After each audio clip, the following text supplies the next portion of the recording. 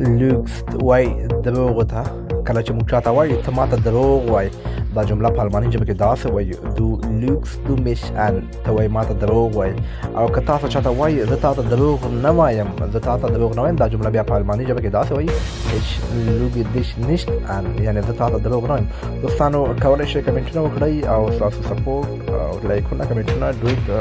شاید زما اکاونټ له مشکلات څخه وباسي ځکه په اکاونټ کې مشکل پیدا شوی ده او چې تاسو دغه څخه اخیستې ویډیوګانې لغتونه الفاظ او جملې جوړې کړم مننه